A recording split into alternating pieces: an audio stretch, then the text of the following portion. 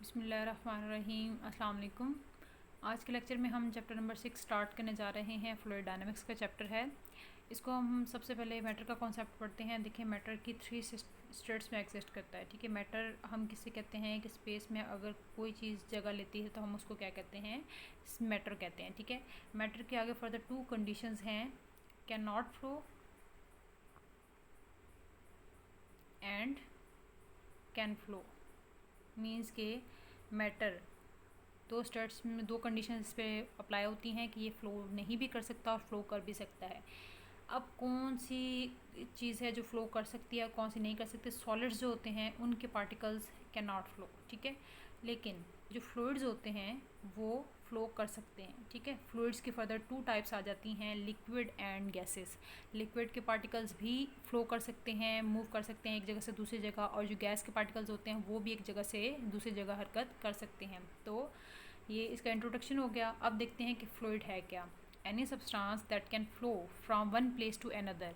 एक जगह से दूसरी जगह कोई भी सब्सटेंस अगर मूव कर सकता है तो हम उसको क्या कहते हैं, वो फ्लूइड है। ठीक है, फ्लूइड क्या है कि एनी सब्सटेंस, कोई भी सब्सटेंस हो गया वो एक जगह से दूसरी जगह मूव कर सकता है तो उसे हम क्या कहते हैं, फ्लूइड कहते हैं। लाइक एग्जांपल में आ जाती हैं लिक्विड्स और गैसेस, क्या हैं ये, फ्लूइड्स हैं। अब फ्लूइड डायनामिक्स क्या होती है? The branch of physics which deal with the study of fluids in motion is called fluid dynamic. Fluids की मोशन को स्टडी करना, ये जो ब्रांच ऑफ फिजिक्स है इसको हम फ्लूइड डायनामिक्स कहते हैं। ठीक है, फ्लूइड की मोशन की स्टडी क्या कहलाएगी, फ्लूइड डायनामिक्स कहलाएगी। उसके बाद अब यहाँ पे देखेंगे, सपोज कर लें एक लिक्विड है। लिक्विड की जो लेयर्स होती हैं, ठीक है, एक लेयर है, फिर उसके ऊपर दूसरी लेयर है, फिर उसके ऊपर तीसरी लेयर है, इसी तरह क्या होती हैं, लेयर्स होती हैं, लेयर्स ऑफ लिक्विड्स होती हैं। और उसके बाद जो सबसे बॉटम में लेयर होती है वो कम स्लाइड कर सकती है, यानी कि इन लेयर्स ने एक दूसरे के ऊपर मूव करना है। ठीक है, तो सबसे अब जो टॉप पे लेयर होती है वो इजीली फ्लो कर सकती है, यानी कि इजीली स्लाइड कर सकती है क्योंकि उसके ऊपर प्रेशर कम होता है। अब सबसे जो बॉटम में होगी इसके ऊपर प्रेशर मैक्सिमम होता है। हम फोर्स अप्लाई करते हैं इन लेयर्स पे, टेंजेंट के लॉन्ग फोर्स अप्लाई करते हैं ताकि ये जो लेयर्स हैं ये स्लाइड कर सकें। ठीक है, एक दूसरे के ऊपर मूव कर सकें। तो जो बॉटम में होती है उसके ऊपर इन 2 लेयर्स का क्या होता है, प्रेशर होता है। ठीक है, जितने भी उसके ऊपर लेयर्स होती हैं उनका प्रेशर होता है, जिसकी वजह से वो ईजिली फ्लो नहीं कर सकती है। लेकिन जो टॉप पे होती है, ठीक है, उसके ऊपर इतना प्रेशर एग्जर्ट नहीं हो रहा होता किसी भी लेयर का, तो इस वजह से वो ईजिली स्लाइड कर सकती है बाकी लेयर्स की निस्बत। उसके बाद अब conservation law in fluid dynamics देख लेते हैं। The study of dynamic fluid is relatively complicated but analysis can simplified by making a few assumptions. For this purpose we also use the following conservation law.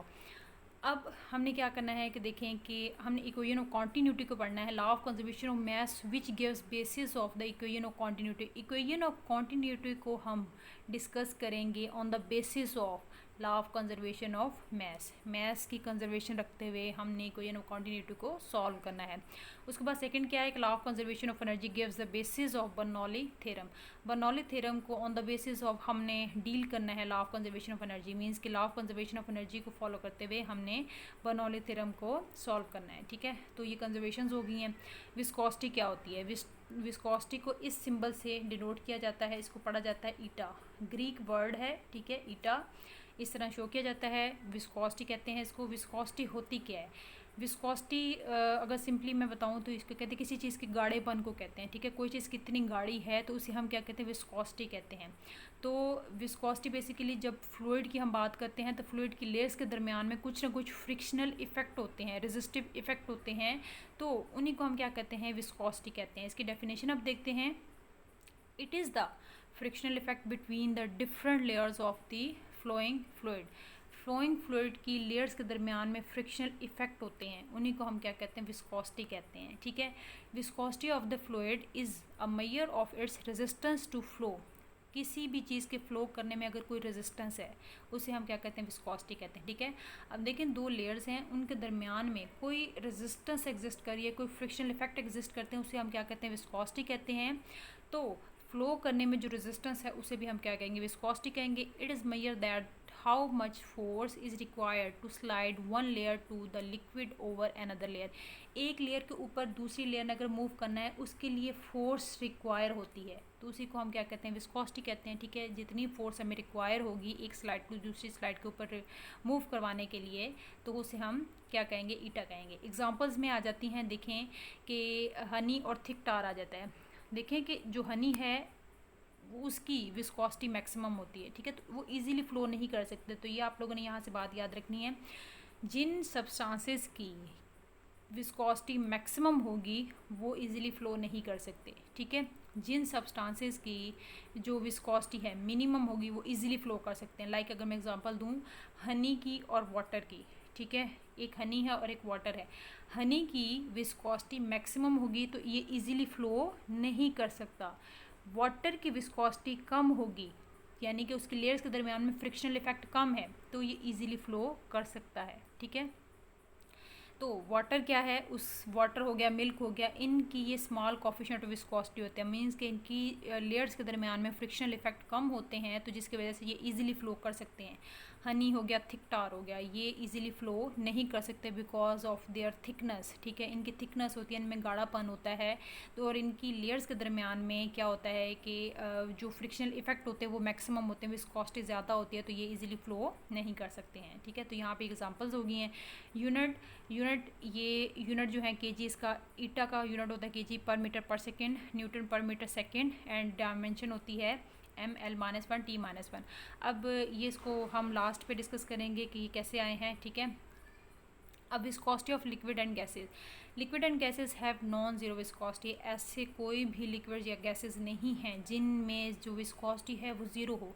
हाँ, ये हो सकता है कि किसी सब्सटेंसेस की विस्कोसिटी मैक्सिमम हो सकती है, किसी की कम हो सकती है, बट किसी की भी ज़ीरो नहीं हो सकती। ठीक है, कुछ ना कुछ फ्रिक्शनल इफेक्ट प्रेजेंट होते ही हैं लेयर्स के दरमियान में।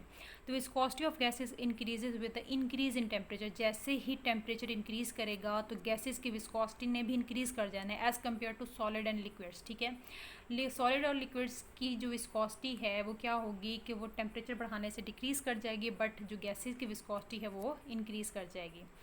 अब ये सपोज कर लें कि मैंने फ्लूइड की लेयर्स शो की हुई हैं। ठीक है, ये फ्लूइड की लेयर्स हैं जो कि एक दूसरे के ऊपर प्रेजेंट है। अब देखेंगे ये टॉप पे है, ये इजीली स्लाइड कर सकती है बाकी लेयर्स के नस्बत। जो बॉटम पे होगी वो इजीली स्लाइड नहीं कर सकते बिकॉज जो बॉटम पे लेयर है उसके ऊपर प्रेशर मैक्सिमम होता है, तो क्या होगा कि वो इजीली फ्लो नहीं कर सकती, इजीली मूव नहीं कर सकती है। तो जो टॉप पे होगी उस पे हम फोर्स लगाएंगे तो प्रेशर उस पर कम है, तो वो क्या करेगी, वो इजीली स्लाइड कर सकती है। अब यहाँ पे देखें, इनिशियली अगर जो फ्लूइड है वो इस कंडीशन में है, तो जैसे ही हम टेंजेंट के अलोंग इस पे फोर्स एक्ट करेंगे, ठीक है, हमने टेंजेंट के अलोंग फोर्स एक्ट करनी है, तो जो फ्लूइड की लेयर्स होंगी वो इस तरह से स्लाइड हो जाएंगी, यानी कि एक दूसरे के ऊपर इस तरह से वो स्लाइड हो जाएंगी, ये फोर्स के अकॉर्डिंग, प्रेशर के अकॉर्डिंग। ठीक है, उसके बाद ड्रैग फोर्स क्या होती है, an object moving through a fluid experience a retarding force called drag force. देखें, एक ऑब्जेक्ट है जिस पे कोई फोर्स एक्सपीरियंस हो रही है और उसको रोकने की कोशिश कर रही है, उसको हम क्या कहते हैं, ड्रैग फोर्स कहते हैं। ड्रैग का मतलब होता है धकेलना। देखें, अगर मैं सिंपली एग्जांपल दूं, एक कार में कोई इंसान जा रहा है, उसने अपना हैंड बाहर निकाला है, तो ठीक है, उस हैंड पे एयर की वजह से कुछ फोर्सेस एक्सर्ट होंगी जो कि उसको पीछे की तरफ धकेलेंगी। हम आगे की तरफ जा रहे हैं और उस हैंड को वो फोर्सेस, एयर की फोर्सेस क्या करेंगी, वो पीछे की तरफ धकेलेंगी। तो वो जो धकेलने वाली फोर्सेस हैं उन्हीं को हम क्या कहते हैं, ड्रैग फोर्स कहते हैं। कोई भी ऑब्जेक्ट मूव कर रहा है, उसको कोई रेजिस्ट कर रहा है, कोई अपोज कर रहा है, ठीक है, तो उन फोर्सेस को हम क्या कहते हैं, ड्रैग फोर्सेस कहते हैं। लाइक देखें, the forces which resist the motion of a body moving through the fluid. Fluid के साथ कोई चीज़ मूव कर रही है तो उसकी मोशन को कोई चीज़ रेजिस्ट कर रही है, रोकने की कोशिश कर रही है, तो हम उसी को ड्रैग फोर्स कहेंगे या फ्लूइड फ्रिक्शन कहेंगे।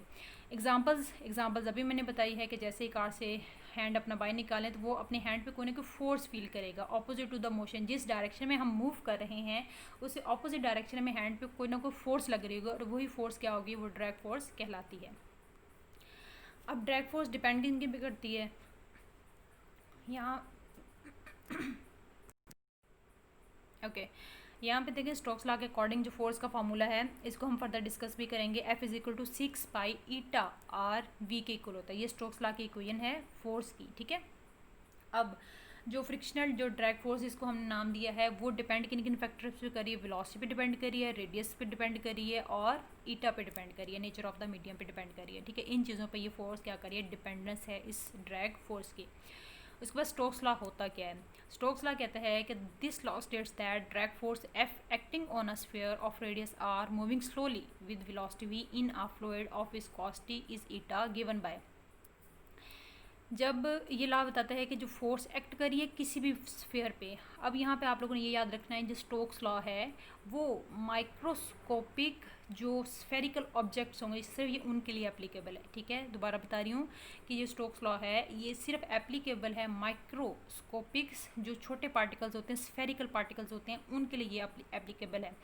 जब कोई भी फोर्स किसी बॉडी पे एक्ट कर रही है, स्फीयर पे एक्ट कर रही है जिसका रेडियस आर है और वो स्लोली और ये स्लोली भी कंडीशन है वेलोसिटी v के साथ मूव कर रहा है और उसका कॉफिशिएंट क्या है ईटा, तो स्टोक्स लॉ के अकॉर्डिंग उसकी फोर्स क्या होगी, ये होगी F = 6/ηr_v। लिमिटेशंस क्या हैं? This law is valid only for spherical bodies moving slowly. ये लॉ सिर्फ उन्हीं पे वैलिड है जिन जो माइक्रोस्कोपिक स्फेरिकल बॉडीज़ होती हैं और स्लोली मूव कर रही होती हैं। जो हाई स्पीड के साथ मूव करती हैं ये लॉ उन पे एप्लीकेबल नहीं है और वहाँ पे जो फोर्स है वो प्रोपोर्शनल नहीं होती है वेलोसिटी के। ठीक है, यहाँ तक आपका लेक्चर एंड होता है। अगर कोई क्यूरी है तो वो आप लोग पूछ सकते हैं। अल्लाह हाफिज़।